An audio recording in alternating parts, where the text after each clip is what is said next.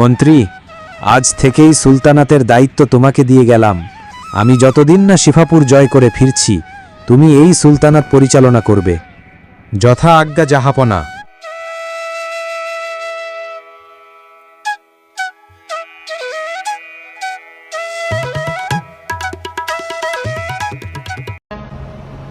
জাহাজ ছাড়ো।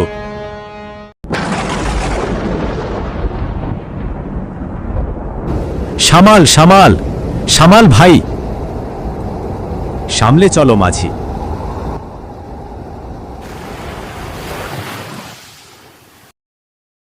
আরে বেঁচে আছে, বেঁচে আছে। এটা কোথায়? এটা শিফাপুর রাজ্য। শিপাপুর? আপনি? শত্রু রাজ্যের নিজের পরিচয় কিছুতেই দেওয়া যাবে না।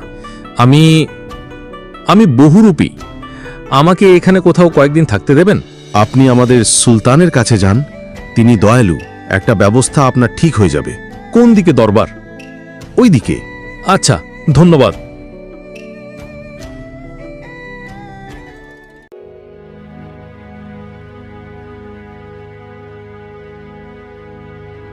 সালাম মহারাজ, কে আপনি? আগে আমি বহুরূপী রায়হান মোল্লা। ও, বহুরূপী, তাই এমন রাজ পোশাক। বলুন, আমি আপনার জন্য কি করতে পারি?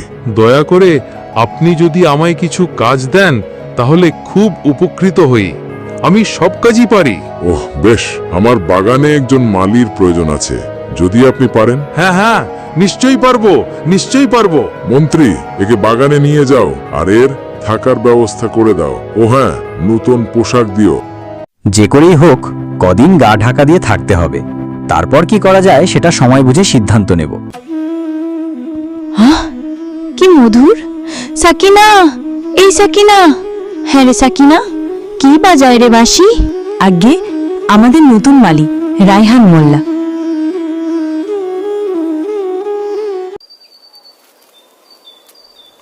আহা, থামলেন কেন? কে? এই কি রাজকুমারী? সালাম। আপনার বাঁশির সুর অসাধারণ। ধন্যবাদ রাজকুমারী, আপনার ভালো লেগেছে?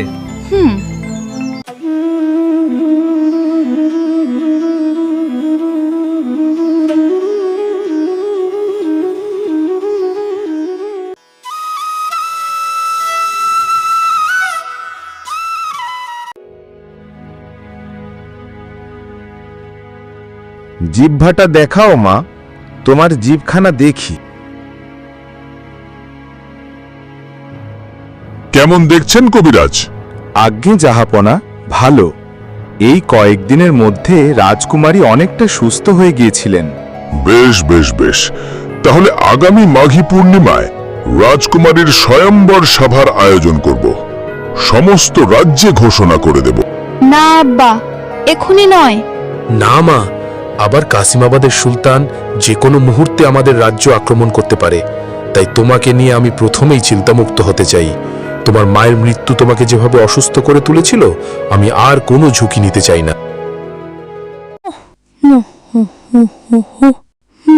এ কি কাঁদছো কেন মারিয়া? আপ্পা আমার জন্য স্বয়ম্বর সভার আয়োজন করছেন, কিন্তু আমি তো তোমাকে ছাড়া কাউকেই বিবাহ করব না। সুলতান একজন মালির সাথে তার কন্যার বিবাহ মেনে নেবেন না। আব্বাকে এখনো বলতে পারিনি, কিন্তু বলতে আমাকে হবেই, যে করেই হোক। আব্বাই তো বলেন, উপাধি বা পদবি নয়, আগে ব্যক্তি মানুষকে বিচার করতে হয়।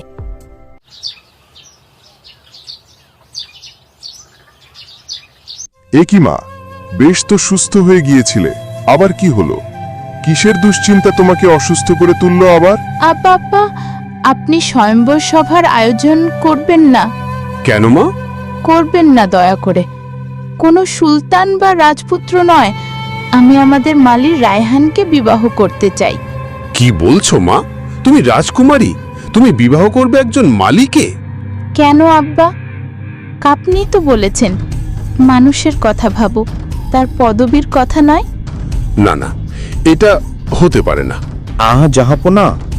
আচ্ছা আচ্ছা, আগে সুস্থ হও মা। জাহাপনা, এবারে রাজকুমারীকে সুস্থ করে তুলতে মহাকিশোর পাতা লাগবে। এটা আমার আয়ত্তের বাইরে। সে কি? সে তো ভয়ঙ্কর জঙ্গলে। আজ্ঞে হ্যাঁ, সেই আমানত জঙ্গলেই মহাগুরু হাবিব আছেন। তাকে তুষ্ট করতে পারলেই এই রোগ থেকে মুক্তি পাওয়া যাবে। কিন্তু তাকে তুষ্ট করা অত সহজ নয়। একেই গভীর জঙ্গল, সেখানে যাওয়াও কঠিন, পথে অনেক বিপদ, এবং তুষ্ট করার জন্য মহাগুরু যা চাইবেন তাকে তাই দিতে হবে। আমি আজই উপযুক্ত পুরস্কার সহ ঘোষণা করে দেব রাজ্যে। মন্ত্রী, মন্ত্রী! শুনুন শুনুন শুনুন, আমানত জঙ্গলে গিয়ে মহাগুরু হাবিবকে সন্তুষ্ট করে রাজকুমারীর জন্য ঔষধি পাতা আনতে হবে। যে যাবেন, রাজামশাই তাকে যথেষ্ট পুরস্কৃত করবেন। না জাহাপনা, ওই জঙ্গলে যেতে কেউ রাজি হচ্ছে না। সে কি হবে এখন? কিন্তু মহারাজ, বেশি সময় নেই। যে করেই হোক আজকের মধ্যেই সেই পাতা জোগাড় করে আনতে হবে, নয়তো আমি যাব। মহারাজ ক্ষমা করবেন, আমি যেতে চাই। তুমি যাবে? হ্যাঁ মহারাজ। জানো সে জায়গা কত ভয়ঙ্কর? জানি মহারাজ, তবুও আমার ভালোবাসার জন্য আমি যাব। শুধু আমাকে একটি তলোয়ার দেবেন। তলোয়ার চালানো বাঁশি বাজানোর মতো অত সহজ নয়। আমি পারবো মহারাজ। বেশ, মন্ত্রী, অস্ত্রাগার থেকে একে একটা তলোয়ার দাও। বেশ, শুধু মনে রেখো ওই মহাগুরুর বাস হচ্ছে গুহায়। আজ্ঞে।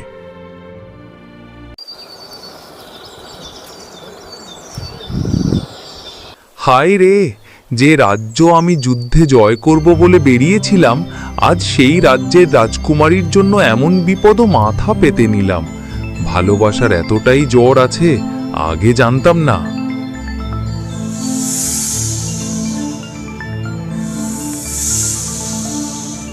না না, কোনো মতেই কাউকে আঘাত করব না।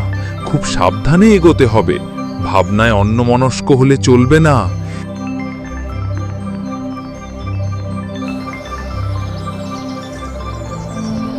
আমাকে মহাগুরু হাবিবের কাছে যে করেই হোক পৌঁছতে হবে।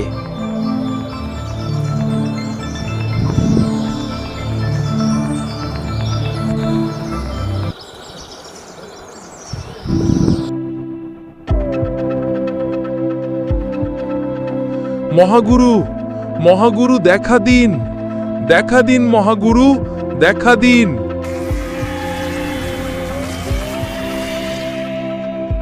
সালাম মহাগুরু। কি চাস? রাজকুমারীর প্রাণ বাঁচান মহাগুরু। প্রাণ নিয়ে তবেই আমি প্রাণ দিই। রাজকুমারীকে বাঁচাতে গেলে নিজের প্রাণ বাজি রাখতে হবে। বেশ, ভালোবাসার জন্য আমি প্রাণ দিতেও রাজি। আমি আপনার চরণে নিজেকে সমর্পণ করলাম মহাগুরু।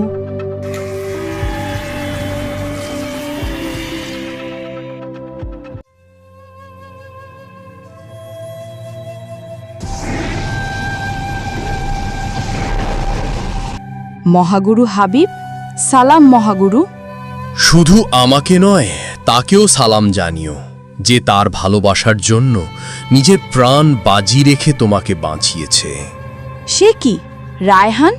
না না না না, তবে প্রাণ আমি চাই না মহাগুরু। আপনি ফিরিয়ে নিন। রায়হানকে বাঁচান, আপনি রক্ষা করুন মহাগুরু, রক্ষা করুন মহাগুরু। সে যে আমার ভালোবাসা, ভালোবাসা না থাকলে আমি এমনিতেই মৃত।